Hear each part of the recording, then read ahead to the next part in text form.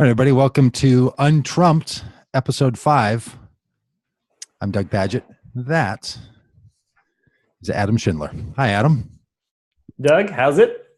Good, good. Hey, this is our fifth week in a row of having this conversation about how could two Christian leaders, two people of deep faith, end up on such different sides of their choice to vote for Donald Trump and trying to understand each other. And a lot of this rooted out of my question for Adam.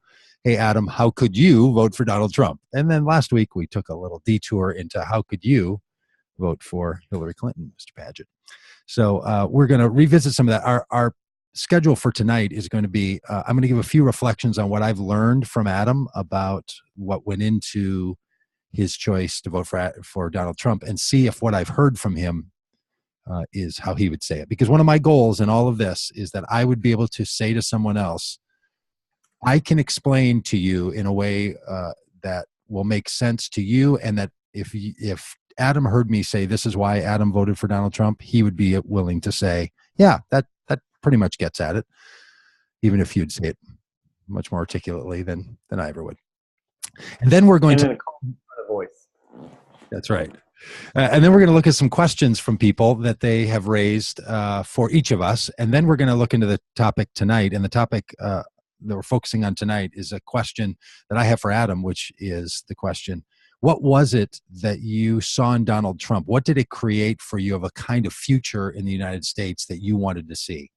What was the picture that you saw? If he's the president, this is the world as I would like to see it. So that's going to be that question that we're going to look at, which for me is really rooted in this whole conversation. So Adam, here are the 5 insights I've taken from you, and I'll be brief on these, but I just want to know if these capture it.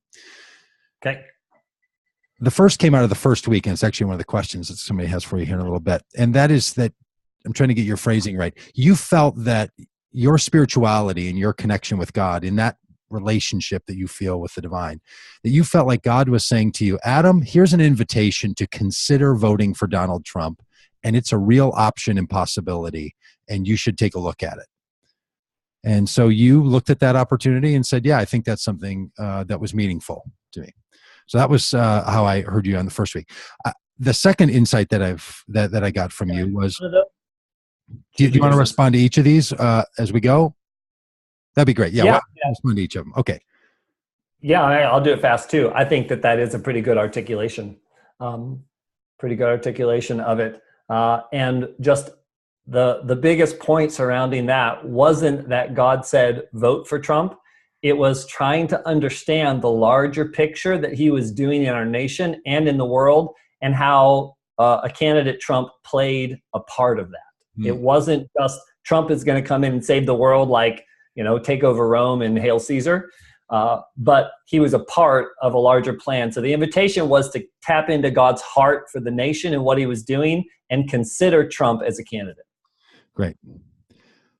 The second insight I got from you was that there were some important changes on important policies that really mattered to you around unraveling some of the things that you saw in the Obama 8 years of being the president, that there were some real changes that you thought needed to happen in immigration, our posture around the world, the kinds of things that really mattered to you. You heard in Donald Trump, those are changes I want to unravel.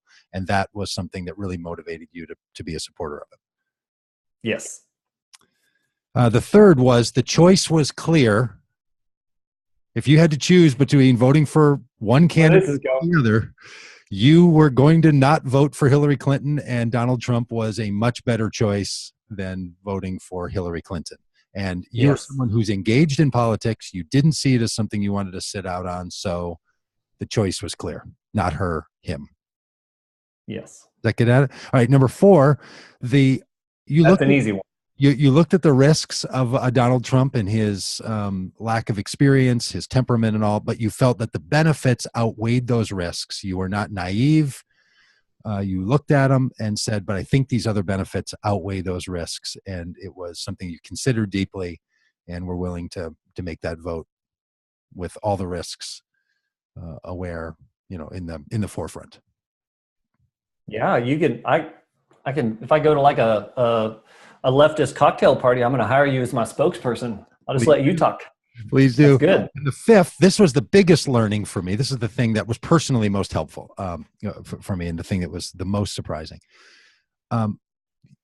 You articulated that in your view, the presidency is not our hope, and it's really not that big a deal. And that the people like me that are freaking out are the ones that really have explaining to do, Christian leader. Why are you so wound up that we've got the wrong president? And why do you think that's the thing that we should worry about, both in don't you trust God, but also don't you trust the people? And 4 years or 8 years isn't all that long, and you can live through it. And why are you having such a fit about it? That was a real insight for me. And I don't know if you intended that or if you still think that, but you felt like, hey, we can give this a try. And if it doesn't work, fine, we'll do something else. And it's no reason to say the sky is falling. Yeah, I think that's like 80% articulated it. The only part I want to clarify is that I do think the presidency is a very big deal. I don't just think it's like electing, a governor or, that office is a very important office. It's imbued with a lot of power in our nation. I think probably too much power. And it is an important office. But ultimately, as a Christian, as a believer in the redemption of Jesus through his people, for all people, that the true work for this nation has to come through the people, by the people, and our nation is still for the people, even if many in Washington don't still recognize that. Yeah. Yeah. Okay. So this has all been very helpful, and I hope people hear that we've been listening to each other and talking to each other. And I would say that all of those conclusions or perspectives are based on a certain set of information and decisions that you've made and things that are important to you that we may differ on, but it's helped me to have more handholds in which to say, this is, if I'm going to climb this argument of why someone could vote for Donald Trump, there's enough handholds here to make that argument. Good. And by the way, as a very postmodern president, this Donald Trump is really doing something. I'm a real advocate of postmodern theory and postmodern truth claims, and it doesn't always work out great.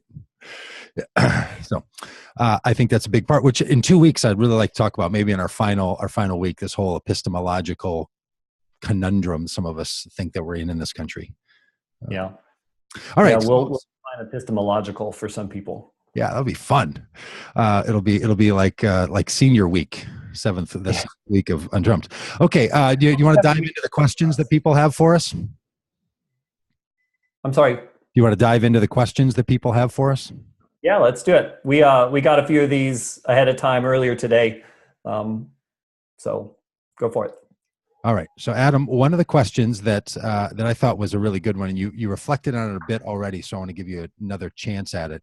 It came from Colby Martin over there in San Diego. And Colby asked this question.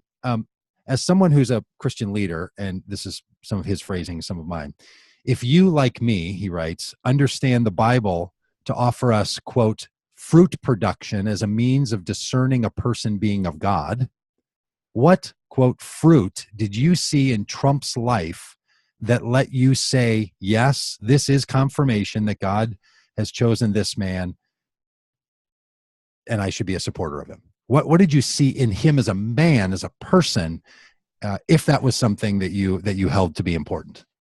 Yeah, it's a good question. So that specific passage, the fruits of the Spirit, is a passage that indicates the activity and function of the Holy Spirit from Jesus working in the life of a believer. That when we have the Spirit of God inside of us, with us, that we have patience and kindness and joy and peace. And ultimately, the last one, the most neglected one, is self-control, which I think most obviously, President Trump has some room to grow in the area of self-control. But specifically to the point of the question is that the scriptures do offer us a way to ask the question, is the activity of God's renewing presence functioning in the life of people? It's not a litmus test for whether they're good or bad, but it's showing people a way to help understand how God moves inside of us to renew and restore us.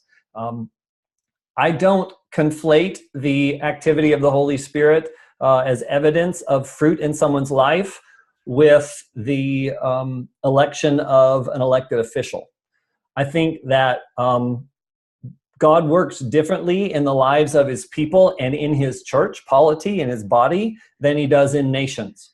I think that a great example of this is the way that Jesus came, and his disciples seemed so focused on wanting to overthrow Rome and liberate Judea, the Galilee, and Israel from the throes of Roman occupation, that they continued to miss that Jesus was saying the kingdom is not here, it's inside of you. It's as close as your breath, it's at hand. And so as a Christian leader, I know that being engaged in my government, being engaged in the ruler, the ruling powers of the nation that I was born in is an important civic duty and activity, but I don't necessarily attribute the same standards that God put for church leadership and deacons and elders and the fruit of the Spirit in the life onto our leaders. Most assuredly, I'd like to have a leader that exhibits the fruit of the Spirit. But to really get at what I think needed to be done there, we need to talk about how God deals with governments and what our role is with governors. Got it. And I think part of where that question has come from Colby, is one that I've heard from other people, which is some religious leaders who support Trump will say things so deeply where if you reject Donald Trump, you are rejecting God's chosen leader. And there becomes a conflating. And some people talk about the United States being a Christian nation, and therefore we should have these Christian kinds of leaders and these Christian values. I hear you saying you want to make a distinction that this is not a Christian nation. The agenda of God for Christian people, as a Christian scriptures would call, does not extend to the national spaces. It's for the church and not for the national spaces. And so this country's not held to the standards, and we should not determine this to be a Christian nation and thereby having to hold to Christian teachings. Is that what you're saying? No. I mean, that to say no to that is to then say that I agreed with the opposite of that, which is not what I want to say either. I wasn't commenting on whether we have a theocracy or a Christian nation in that capacity. I was trying to get at the nuances that our primary function, our activity in the kingdom of God is about bringing his kingdom. And his kingdom is not limited by national identity, national rulers, but his kingdom is demonstrated in the lives of the people of God, exhibiting the power of God through the way they love. So, do you think it's a Christian nation, though? So if you want to talk about that, specifically to call America a Christian nation, I think some people reference that phrase and use that phrase differently. Some people say that phrase is that the phrase means that that America was founded by predominantly Christian people on Christian principles derived from the scriptures. And if that's what they mean, then I say yes. America is a Christian nation because it was founded on some constitutional documents and the Bill of Rights that has rights derived by God. And the principles inside of that are very much Christian and given to us from Judeo-Christian tradition. But to say that America has to be led in such a way that the government in DC should operate like our Christian churches and they should function like a pastorate or a board of elders or deacons, no, I don't want that. I don't think that that is the best way for America to be governed. In fact, looking at the scriptures, it's interesting, bigger discussion here, but it's interesting that Israel thrived when they didn't have control of the government.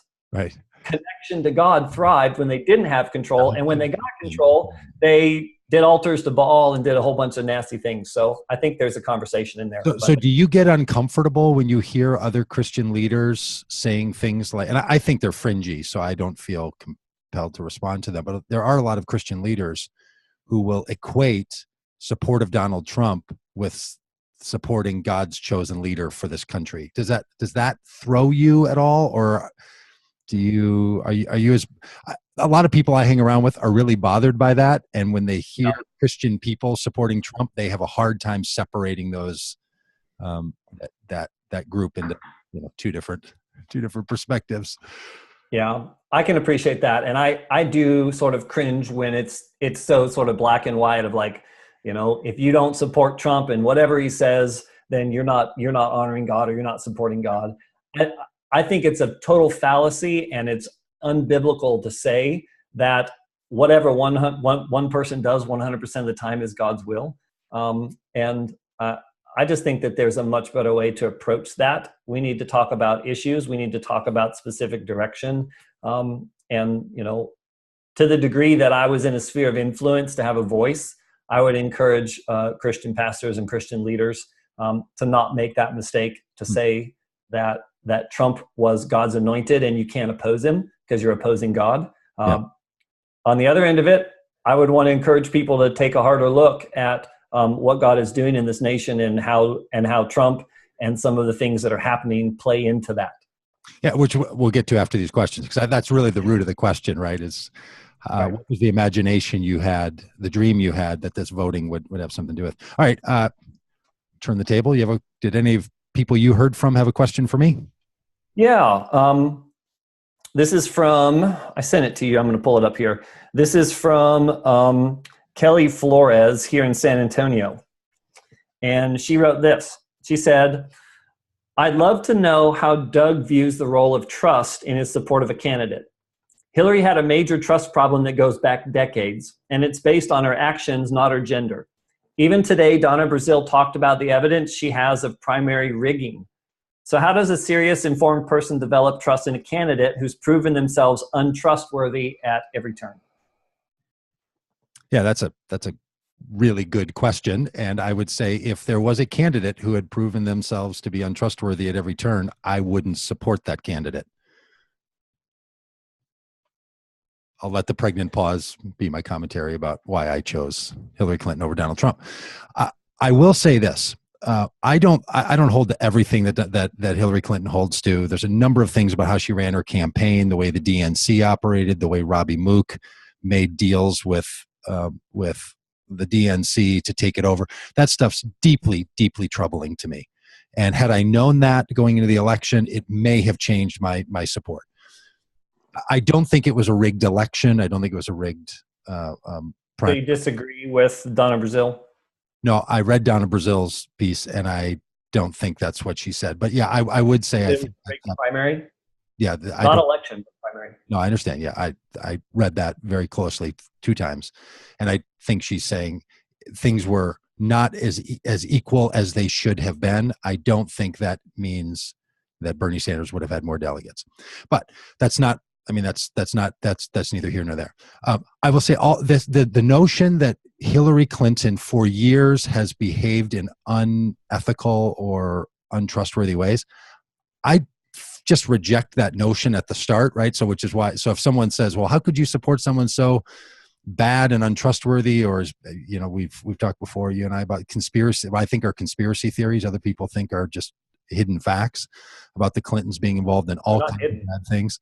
I think those things are not true. I think they're just demonstrably not true. So I don't find her to be untrustworthy. And I think that's a real difference between some people who find her to be untrustworthy, lots of people I know and love, and people who don't. And I'm in the category where I don't. That's not to say that everything she's ever done goes without scrutiny. But I think on the balance of it, I found her to be a trustworthy person. But I think it's a really good question. And I totally do reject the conspiracy theories about murders that they've been involved in, or things in Haiti, or the foundation. I pay a lot of attention to that stuff. There's no hesitation in my mind to say I don't think those carry much water. But I get the point in the question. If you did believe those things, then that really matters. And I think that's a real difference between Donald Trump. I feel like the people who still voted for Donald Trump said those things are true, and I grant that they're true, but I still support him. And I'm not just a blind-eyed Clintonite. In fact, Bill Clinton, I'm not a big fan of Bill Clinton. I voted for him once, but I'm really not a fan of the way that he operated as the president, his policies, his decisions, and the way he operated personally. He's not my cup of tea. Was he running for a third term somehow? I don't know that he would have had my vote, but Hillary did. So yeah. So I can appreciate that. You reject the facts as they've been presented by multiple outlets about Hillary and her involvement in some of these things. You just reject those as facts. And I think that we had talked offline about maybe having a discussion surrounding some of that here in the next week. Yeah. I mean, that's part of it. Like, it's hard. Like, how do you know what's true? How do you determine that this is a fact and this is not a fact? And facts don't exist in isolation. There's always interpretation of data. Data isn't just this neutral, partisan thing. So facts are not facts. Facts are conclusions drawn by data and experience and assumptions. So there's a lot that goes into it. I think it's pretty. I mean, I'm not hung up at all on if the Clintons have been behind the murders of people. I'm no on that. That's a hard no. And if I ever found out that they were, yes, I would regret my decision to have voted for sure. And she would have to be, in order to find out that she would have to be convicted in a court, right? I think she probably would be convicted in court if it was proven that she was. I don't think it takes long for an indictment to come down. I think it takes pretty short order. There's no doubt. Yeah. The difference between an accusation or a suspicion or a conspiracy and something that's provable, that's a big difference. And I actually do trust the institutions enough in our society to be able to say, we can trust enough that the Bill and Hillary Clinton are not lawless people running through this country because of the support of the dark state or something. I think I don't believe that's why, because if that was the case, as you and I talked offline about, why is she not the president of the United States today? If they can stay out of prison, if they can kill 90 people or more, why was he impeached, and why did she lose a primary and then lose an election if they have that kind of power? It just doesn't hold. And she's not in jail and all the rest of it. So there's a whole lot more around Hillary than though that particular fringe question. But I like to hear the people that I know who hold to those other questions also tend to hold to that stuff. But part of the concern I have is that I think I would totally do a podcast and a multiple week series with anybody on how a guy can vote for Hillary Clinton. It's a really great question. I want to make sure that on this one, we stay on the topic of how did you decide to vote for Donald Trump? So I don't want to grandstand why Hillary's a better choice than Donald Trump. I think it's obvious, but not everybody does. So, and that's a moot point at this point, it seems to me. Yeah. Had she won, I think people could have asked that question because the implication of those decisions are playing out in our daily politics and our life. But part of that underneath, which sort of starts coming back up, is why does a conservative side, what was the opposition to Hillary, not just in the specific points of fact surrounding the behavior and some of the things that were concerning, but the direction of the policy. And so I think that's still a valuable conversation. Oh, totally. Look, if the single answer was, if when you and I started talking, the answer that you gave was, it was a binary choice. I couldn't bring myself to vote for her. I have a lot of friends who are that way. That would have been one thing. I feel like with you and a lot of other Christians, though, there's more to it than that. And that's what I'm trying to get into. The binary, I get. And in fact, I grant it, there's a lot of reasons that you might pick one over the other. There's a lot of circumstances where you'd pick one over the other. I'm interested in the multiple reasons on this one. So I'm not trying to dodge any question at all. And by the way, if anybody watches this, I do 3 to 5 podcasts a week where I talk about all kinds of things. Subscribe to them. Go over to my Patreon site and chip in $5 a month, and you can get all that stuff all you want. So I would love to have you take that. I want to make sure that this is a chance for us to get at what was motivating you, because I think that's of interest to more people. What motivated you rather than what motivated me. I think that's true. Yeah, well, I'm pretty interesting, so I agree with you. Yeah, I kind of wish it wasn't true. All right, so here's I wish people cared what I thought about things. All right, so here's the next question for you. This comes from Bob Malone over there in Alexandria, Virginia. Bob said, he said, forgive me, maybe I missed it from last week, but I'm wondering, Adam, would you vote for Donald Trump again? And I will add, if the election were next Tuesday, the 1 year Tuesday anniversary of the election, would you vote for Donald Trump again? Who's running against him? Let's say it was John McCain. Switched parties, and you had to choose between Donald Trump and John McCain. Well, I'm not a super big fan of John McCain either. And you can't make an electoral decision just based on a hypothetical like that. I get it. I get it. The point. Come on, man. If I had to do the same choice a year ago, knowing what I know now under the same kinds of circumstances, but with more information after a year about Trump, yes, I would vote.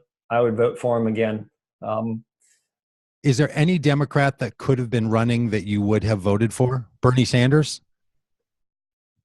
No, I don't think I would have voted for Bernie. I would have given Bernie a much harder look than Hillary.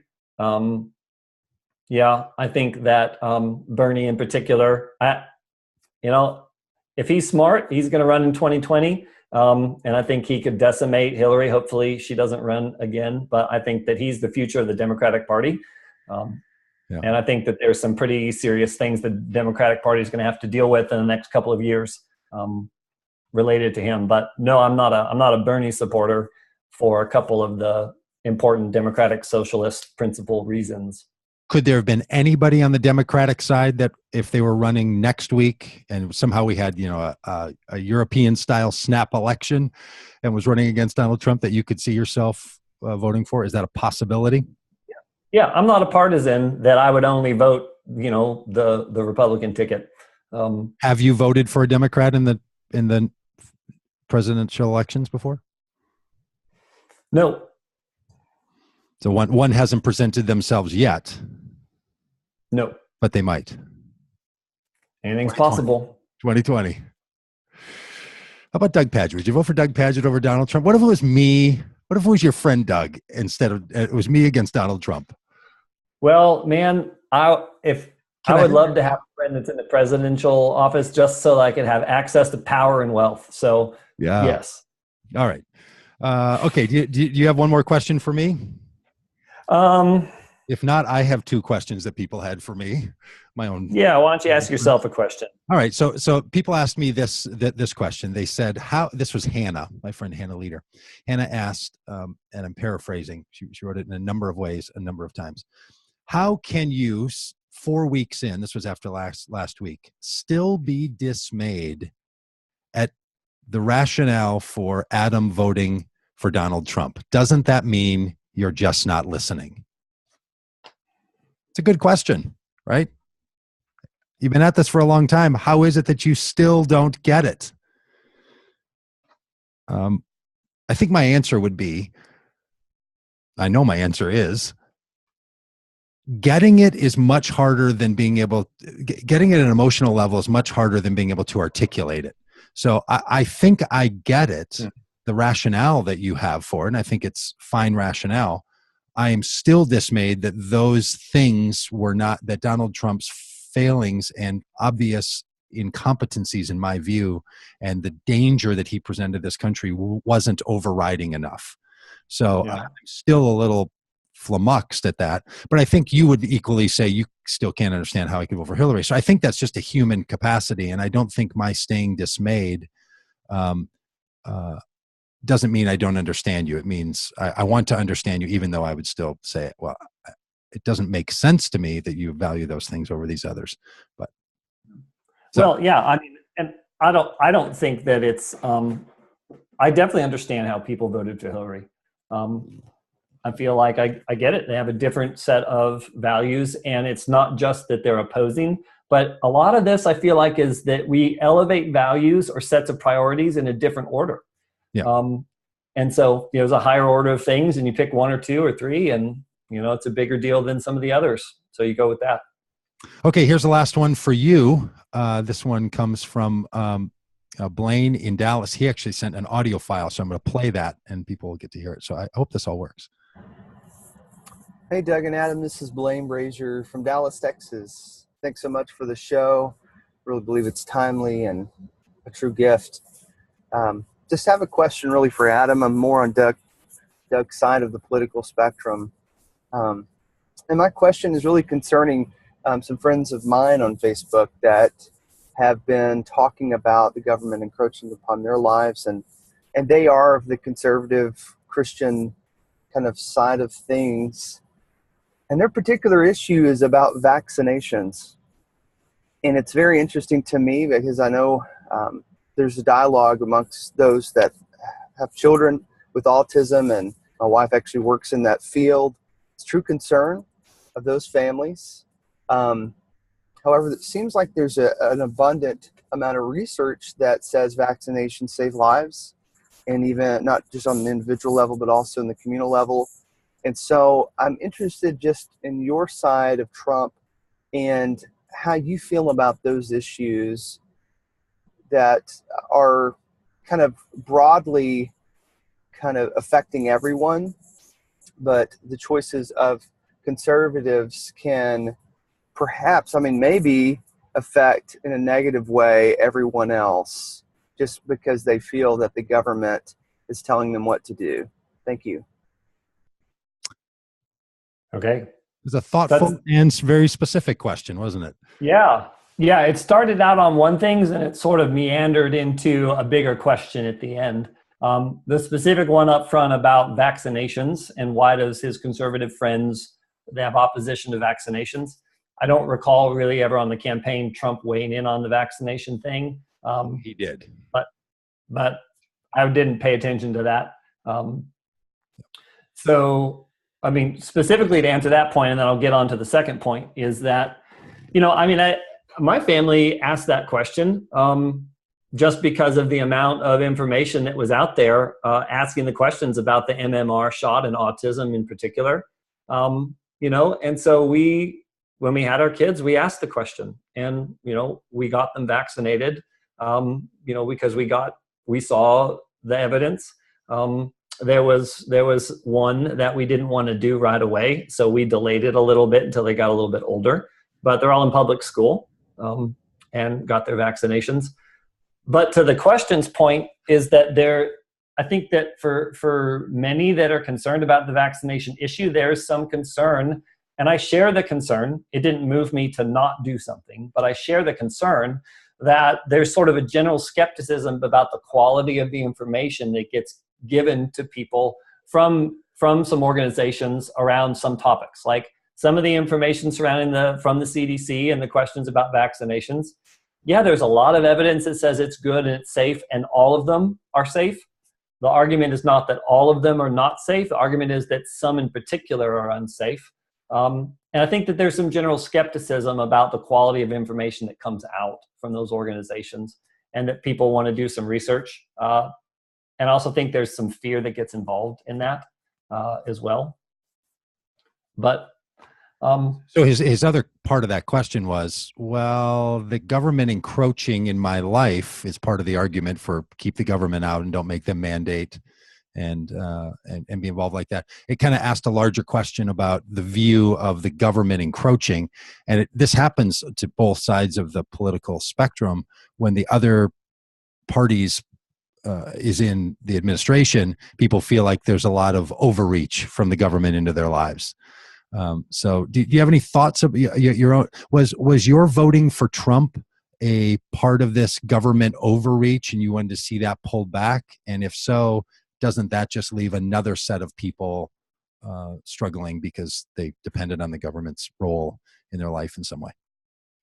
Yeah, that fundamental question about the size and the reach of the federal government is a big one. And I understand inside of that question, it can boil down to things as simple as vaccinations. And there's two pieces to that puzzle. Yes, in general, I think the federal government's too large. It needs to be drastically reduced. I think that the rights need to go back to the states, and the states need to have a bigger say in how to take care of a lot of those social services. I do think that there's a role for the federal government, but it does need to be reduced. One of the questions that was asked there was about, and you sort of hinted at this last week when we were talking about taxes, and you made the point that you just didn't think that conservatives even wanted to pay any tax. It was about the fact that they had to pay tax ever in general. It wasn't about the amount, it was about the principle of taxes, which ultimately sort of gets this idea that conservatives don't have any sense of collective responsibility. They're selfish and they're focused on their own individual liberties, and they're going to take care of their own kids and not pay taxes, and to hell with the other people. I would say more libertarians are that way, but fair enough. So there's that narrative. Just I'm not really sure where that comes from. I think that it's patently false. I think that people with conservative viewpoints are socially responsible. They've got a number of, by and large, conservative people are the most charitable giving demographic in the country. And you can take away the religious giving like the Huffington Post wants to do and say they're not more generous, they're just more religious. I think that's sort of a reduction. But I think there is great social responsibility inside of the conservative movement. We care about the health care of children, the health care of other people. We just disagree on the means of delivering it. And the claims that conservatives are not compassionate because they don't want to do universal health care, or that they're concerned about vaccinations and don't just buy lock, stock, and barrel everything that gets given to them by the government, that doesn't mean that they don't care socially responsible for people tending to their neighbor and donating to charities and donating to good causes and showing up for hurricane relief. Sure. Well, okay, let me comment a couple of things there. What my comment last week was not that I wanted to suggest that conservatives don't want to pay any taxes. My question was last week, what's the percentage? If it's too high now, what's the right percentage? What's the number that people would say, oh, you should totally pay 10%, 20%, 30%? What's the percentage? Because it's been as high as 90%. And for some people, it's down to 0. And I've never heard an answer where someone says, this is the right amount. You even get to the flat 10% tax thing that was being floated around. For a lot of conservatives, there's a lot of answers. That wasn't There's a lot of answers being offered between 10 and 20%. Yeah. So that, and after you said that, my question was not that you don't want to pay any taxes. My question was, what's the amount that would be right where conservatives would stop saying we're taxed too high? What's the number where that argument would stop being made? Because I feel like it's been made at every tax bracket all the time. And I think that is a different kind of question than, are people compassionate? I will also say this. But you said something right after that when I said 10, 20%, you said, oh, I don't think that they'd even want to pay 0. Like even if it was 0, they'd say that was too much. I do believe that. I do believe right. that which leads me to the conclusion that it's not about the amount, it's about their lack of compassion. No, it's like that's how I get there. Oh, okay. I could see that somebody would think that I was talking about lack of compassion. I don't think paying your taxes is about compassion. I think it's about responsibility, not compassion. I think it's about the responsibility we have for one another. I don't think it's an issue of compassion. So the conservatives don't have responsibility for other people because you think that they want to pay 0. I think if someone says, I don't want to contribute, I know better what to do with my money than the government knows what to do with my money, and I want to pay 0 taxes, I think that's an idea that they don't want to fulfill their civic responsibility with all the rest of us. Now, we might say we're not going to tax income, we're going to tax something else. Fair enough. But I think the idea that we're taxed enough already, that we need to cut, like the branding week, that idea is just cut, right? Okay, so that's my point. But I do want to make this other point about the government, even now that we've launched totally off of that. And because I don't think this is a question about how could a Christian be a conservative. I've said this, I think every week, I'll say it again this week because it's important to me. I don't think that's a question that I hold or that is worth holding. I think it's totally reasonable for someone to be a fiscal or social conservative and be a Christian and be a Christian leader. There's never been a moment of hesitation in anything in me about that. My question is not how could you be a conservative? My question is how could you support Donald Trump? I don't even think he's a conservative. I don't think he holds those values. I don't even think that's what's going on. This is not that old conversation about how bad Hillary is or how bad conservatives are. That's not the conversation I wanted to have on this. I wanted to ask this question. I think Donald Trump is different. I think there's something different going on. And when I hear Trump supporters just return to the same old refrain, it makes me say, I don't know that they're paying attention to the same issues that I'm paying attention to, and I'm trying to figure out why.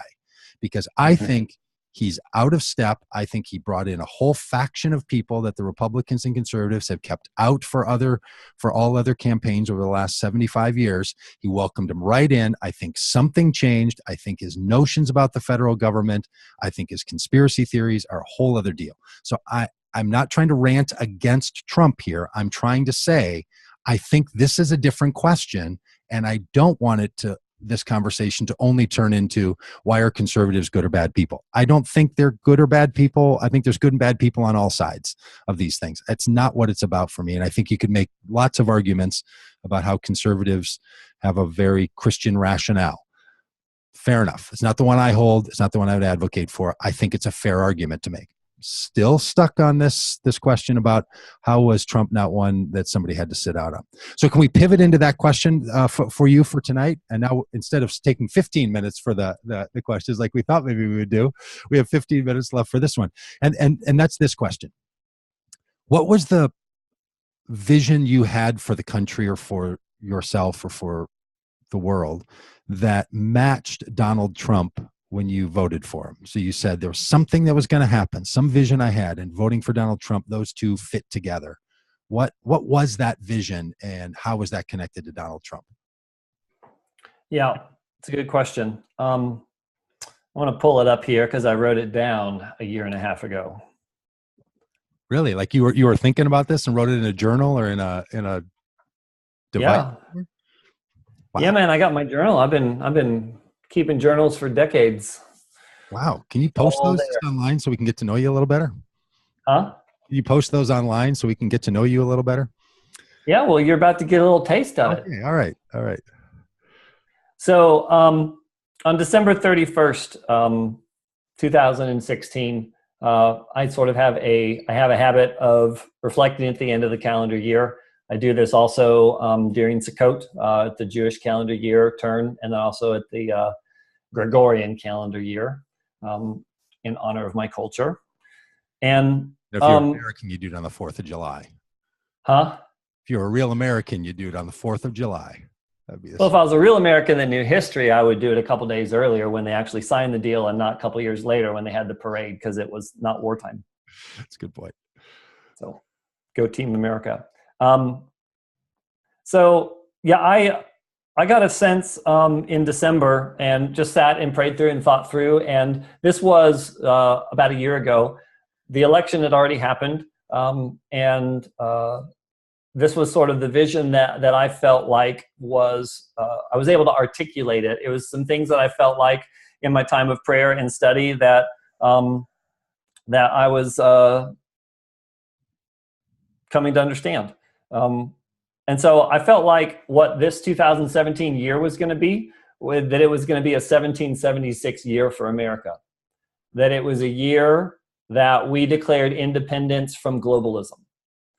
And I know that's a strong statement, but that's a big part of the vision that I see. Okay. The specifics of how that's going to happen, man, I don't know. But that was a primary thing that I had vision of and am hoping for. And I've watched some of it begin to happen with a President Trump.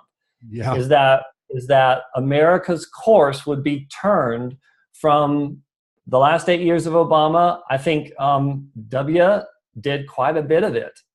So did Clinton, moving towards more of a globalist ideology, see some of America's national sovereignty more towards a globalist entity.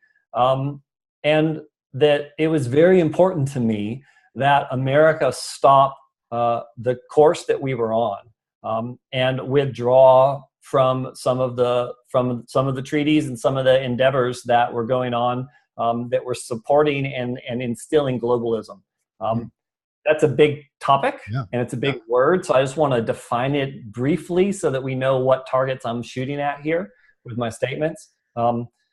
Broadly defined, the idea of globalism that really got established, early beginnings with the Bretton Woods agreements, when the U.S. was instituted as a monetary standard for the globe, which after the Second World War, since that time, there's been an idea that's been growing with the creation of the IMF and some international banks and monetary funds and all kinds of global financial institutions, that the world would be better off if we had more access, if developing nations had more access to this global commerce.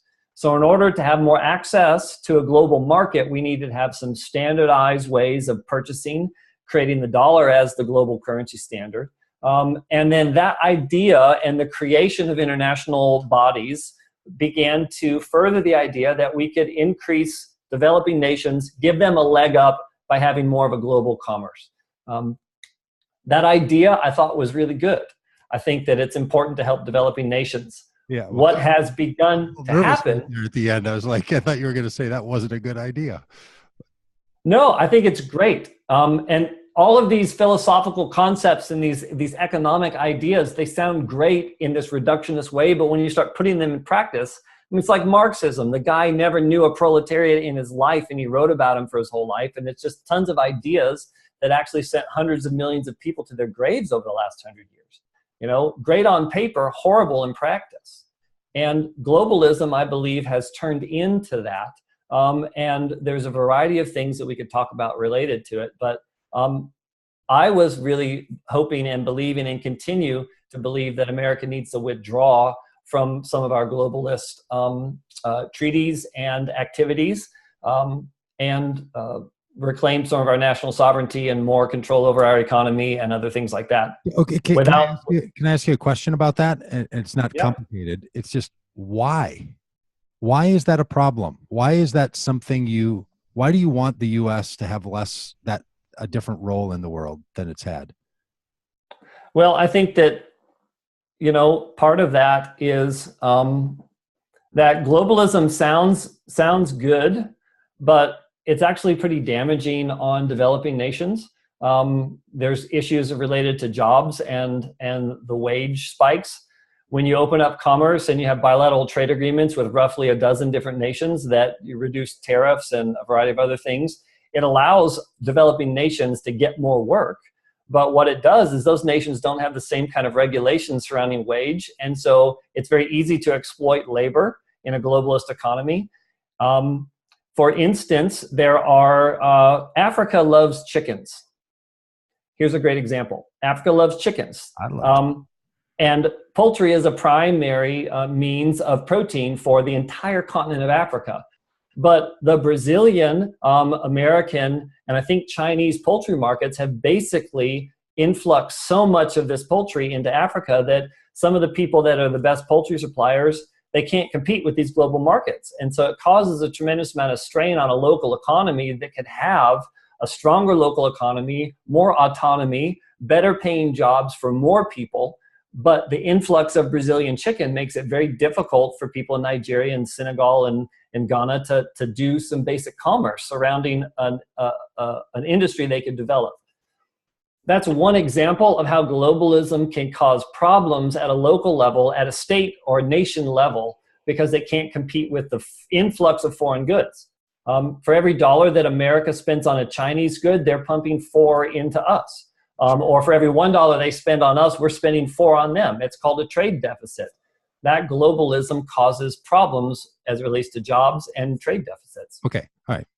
I'll take. I mean, I would disagree with that, and I think the facts of how the world has developed over the last 50 years would argue with if people around the world have been helped by more international systems, more international organizations, and more international engagement. I think it's clear, but it's fair to make the argument. No, it's not what you. It's not the world you wanted. You wanted the United States to play less of a role around the world when it came to monetary policy and military engagement, and our general engagement in global efforts and treaties and the like. Is that right? Yeah, I mean, I'm not making the argument that international bodies are bad or wrong. Yeah. I'm giving some specifics, some nuanced arguments that the place that globalism has gotten to has caused significant problems that we need to address. And I think that we should pull back from some of the trade agreements that we have and other ways of exporting globalism to begin having individual nations and states more of a confederation of like-minded shared economic interests, and not just cede our sovereignty to a global body because we think it'll make everybody better. The evidence does not support that globalism is unilaterally a good idea for the globe. There's a lot. I do think UN humanitarian stuff has been good. You could talk specifics and specific engagements. There's been good and bad. I'm not of the like that thinks we need to pull out of the UN. I don't want to, say the IMF needs to be dismantled. I'm not making those hard and fast claims, but I do think that we need to look at the role of globalism and how the U.S. has gotten involved in a very high level and ceded national sovereignty and constitutional jurisprudence to those global endeavors. So when people would hear Donald Trump say things about NATO specifically, and they'd get all wound up, people like me, and get all worried about it, and the pundits and newsy people would say, oh my gosh, he's trying to unravel these international agreements. Someone like you heard that and said, well, I don't know, maybe that's not such a bad thing. Is that a fair? Yeah, we need to talk about NATO. We need to look at the American war on coal, which is not a great phrase, but we need to look at the amount of jobs that were lost at that kind of agreement and the implications and the outworking of that agreement on American jobs and American economic interests. And what did that actually do? Like, coal emissions went down, but they spiked in developing nations that didn't have the same kinds of requirements that we did. Do you feel like those things weren't being looked at before, or did you feel like the people who looked at those and then concluded how they should go, you didn't agree with the conclusion? Like, are you saying, hey, we've just been blindly flying and no one's been paying attention to this and now we need to pay attention? Or are you saying, I think we have to change course? Because you've said a couple of times, I think we need to pay attention to that. I feel like the Bush administration and Clinton administration and Obama administration paid a lot of attention to that and did very specific things. But I think what they did by paying attention to it are the things that you're not as happy with. So I just want to clarify. Yeah, I think. I do think policy, not just you thought somebody wasn't paying attention. No, I'm not saying that nobody's paying attention, particularly as rates of NAFTA. I mean, it's up for, it's important to renegotiate trade deals. Of course. And I think that there's plenty of evidence that trade deal wasn't advantageous for the U.S., hurt our economy in some significant ways. And I think it's worth looking at changing it. That may have wound you up, as a Bernie Sanders supporter or something, right? There are Democrats who think that same thing. That wasn't purely Trump. That wasn't just a Trump thing. And he was there, clearly. But you asked me directly about when he says, let's look at NAFTA. I'm just answering that. No, I meant NATO. When he said this thing about NATO. Sorry about that. That's I don't know if I said NAFTA. I meant NATO. When he says these things about NATO and people freak out, someone like you. So what things specifically?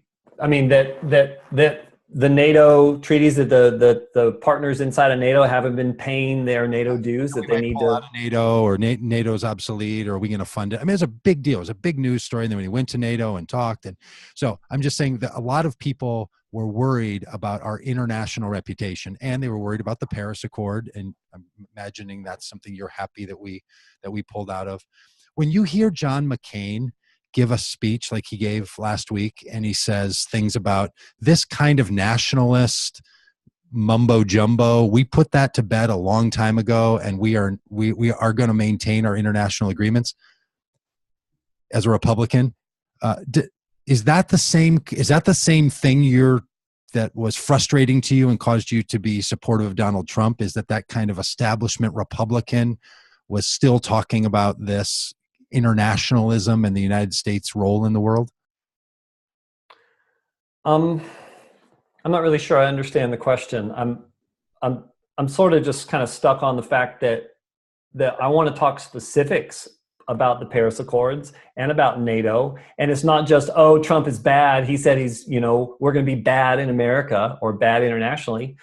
he said specific things about NATO. Not all of them I agree with, but the first thing that he said about NATO was that the NATO nations are not paying their dues to support the individual countries, that they're not doing their end of the agreement.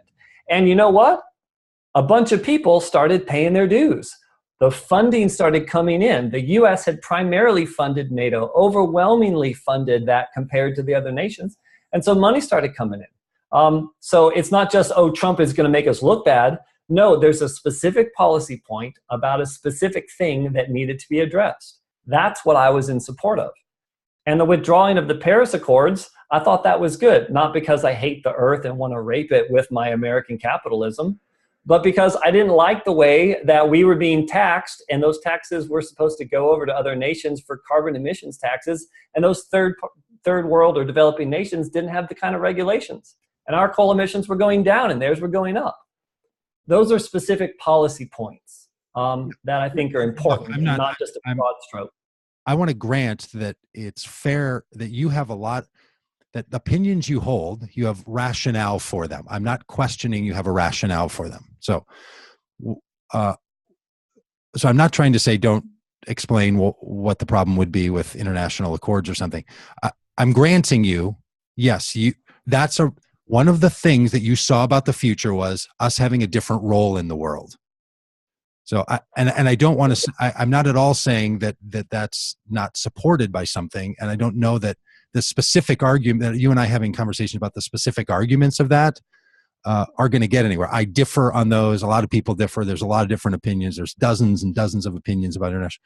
What I'm trying to get to is what was the world you wanted to see, not just what's the rationale behind each one of those. So I'm not trying to not to listen to your explanations. I'm trying to get the full picture to be able to say, oh, this is someone who thinks that our role in the world needed to be readjusted. That's a big deal. But that's not a full picture. That's a glossy reductionist view. The full picture is we need to change our role in the world by, 1, doing something about NATO, 2, pulling out of Paris Accords and not just buying some international body's requirement that we shut down massive energy sources in our nation to make the world safer. I question that. Let's talk about that. Don't lambast, not you in particular, but don't demonize conservatives or people that were supporting of Trump to pull out of the Paris Accords and accuse us of destroying the planet. They're specific. It is going to destroy the planet. If you want to talk about specifics, it's going to specifically harm the planet. So people aren't, the pushback is not just, I don't know what you're talking. The pushback is equally as specific. So I don't think it's fair to say, well, it's not a full picture to say, I want to have a different role about international affairs, and we have to get into the details of each one of those, because each one of those arguments are rooted in a larger sense of how you want to see the world. And that's what I'm trying to get at. So I'm guessing that there's more than just our international role for you. There's something more to it than that, when you had a dream about what the world would look like and what could be made possible if Donald Trump ideas presidency. Yeah, I was also concerned about religious liberty in America, closer to home. I was concerned that there was quite a few attacks on religious liberty, and I was not a fan of Miss Clinton and her statements about religious liberty and the things that she would promise to do. Trying to bring up some notes here because I think that it's important to be able to help to understand. One of the things that Hillary said in a 2016 presidential campaign speech, where she said, actually this was in 2015 at a Women's World Summit, she declared that, quote, deep-seated cultural codes, religious beliefs, and structural biases have to be changed. This was a statement that concerned quite a few conservatives, and this was part of why people at the 2016 meeting in June, where the evangelicals threw their support behind Trump in mass, this was a major concern that Ms. Clinton wanted to unroot or to root out deep-seated cultural codes, the people that were clinging to their guns and their Bible, the third of the nation that was a basket of deplorables that just believed this kind of stuff. There's other statements that she makes. The WikiLeaks emails with Podesta and Sandy Newman, they talk about a need for a Catholic spring to overthrow some of the roles of the Catholic Church, and write in really derogatory terms about that. She opposed all state versions of the Federal Religious Freedom Restoration Act, which caused some significant problems.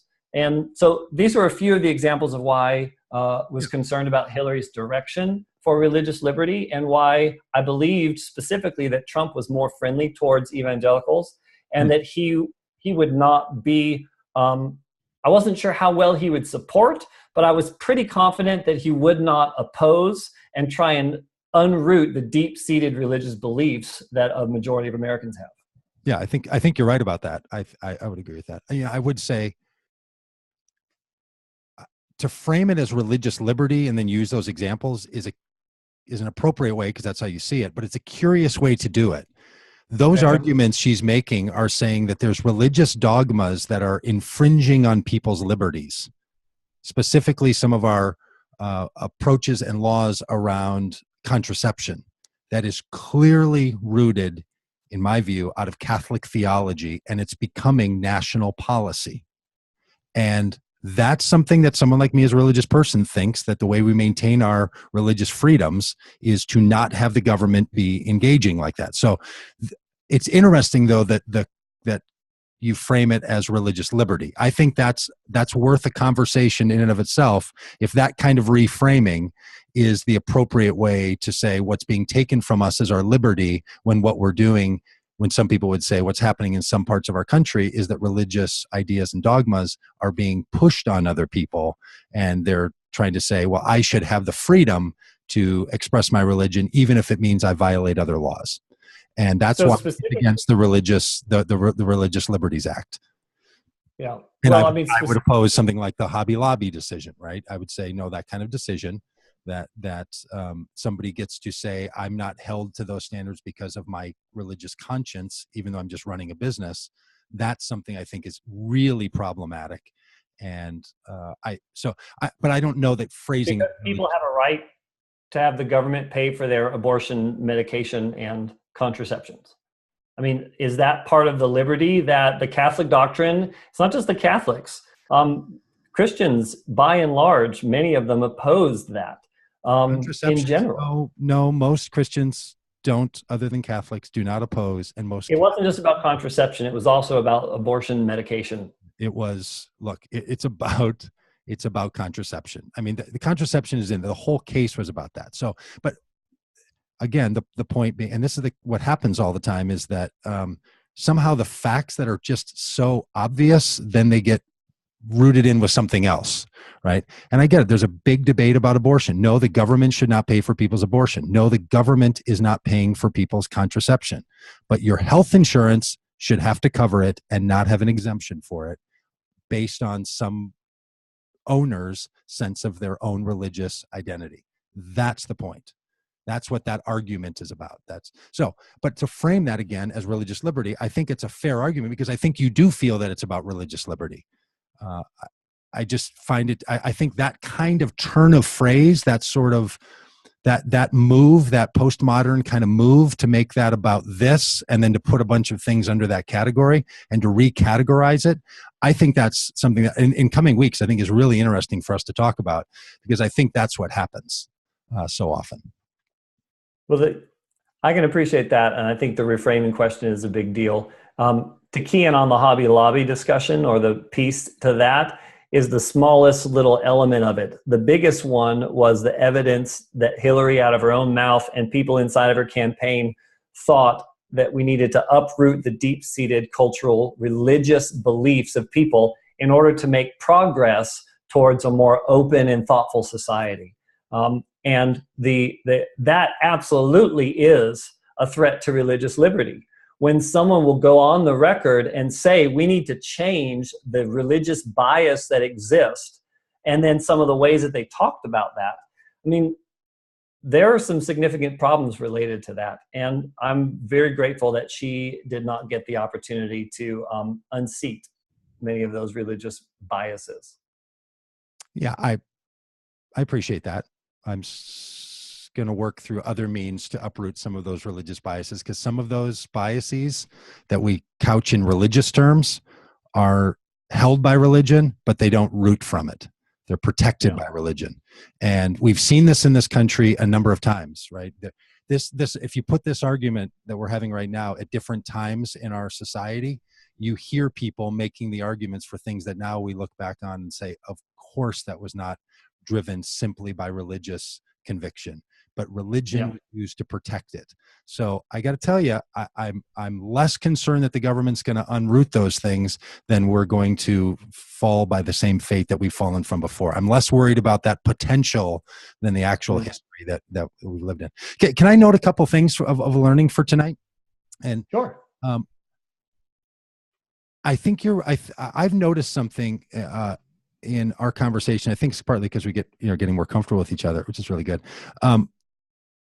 That I think is the experience of a lot of people. A couple times tonight, you've expressed how it feels to you like someone's critique of conservatism tries to say they're not compassionate, or someone's saying, we think that you people who are against the climate accord want to destroy the planet. That was something that someone on your feed said. Yeah. One of the early. Right. I think that feeds. I think that indicates this feeling that a lot of people have on the Trump supporting side, that people think badly of them, that there's this attack happening to them, that they don't feel like they're taken seriously, that they're called non-compassionate, that they're called globe killers, that there's this kind of vitriol that people feel. I don't know if everyone's sending that message, but I think that's a big part of the divide that's happening, is that there's this real sense that so many Trump supporters feel like they've been attacked at a very personal and deep level. Yeah, I think that's accurate. And I think the way that, culture has, talked about Trump and Trump supporters justifies that response. And I definitely think that that's an issue, and part of that I think is warranted. And another part of that is part of some of my life passion to help people come out from the identification of their ideas with their identity. Because I am not my ideas. And it took me a long time studying philosophy to come out from that, because it was painful as a little white conservative Christian boy in a philosophical department that was, postmodern and existential nihilist, arguing for Jesus with a bunch of Buddhist professors. And I mean, it was a struggle for me, but people need to learn they are not their ideas, that their identity is not wrapped up in their beliefs. Now, who they are and what they think are connected, but coming to know who they are, that they're loved, that they're valued by God, that they have a support structure that loves them for who they are, not what they think or can do for them. All of that stuff that's involved inside of a social construct and a religious, spiritual connection is something that I'm deeply passionate about. And I think many people on the conservative side of things and Trump supporters, they don't have a clue about that. And I really... It pains me, and I want people to have a better understanding, so they can stop feeling angry. Like, I don't feel angry that people think I'm stupid. I mean, that's why I'm sitting on the live stream talking to you, and people are like, can't believe you're talking about that stuff. I'm like, well, I'm not my ideas, so I can talk about ideas. Yes. If you want to know me, come to my house. We'll have a pint and we'll talk. We should do that. I should come down there. We should do our 7th week down there in San Antonio. You are welcome. We should really talk about that sometime. That'd be really fun. I agree completely. And thank you for saying that. I would add to it. There's a habit we all have of taking our best possibility of our ideas and holding that dear, and taking the worst possible outcome of somebody else's ideas and holding that dear. So then we're comparing our very best possibility with their very worst nightmare, and there you go, right? So Yeah. that's I think that's what very happens. And then sometimes there's things that are so obvious, right, that we're playing that game and we can't tell when we're not playing that game, and when someone's just saying like, hey, seriously, rethink that there's some real detriment to that, or there's some better ways. So I think that's a huge part of the problem. And that's not new to me. The idea that you compare your best against somebody else's worst is been a problem for a really long time. So I hope this podcast and live stream at least makes a small contribution in that way. I believe it does. 2 more weeks, my friend. 2 more weeks. Good. And we're going to talk about a little epistemology in one of these weeks. So thanks for everyone for paying attention, for hanging in there this long, and for watching, and for being a part of all this, and people that gave their questions and all the rest of it. You can find things about my life at dougpadgett.com, including a place where you can contribute to make all this possible.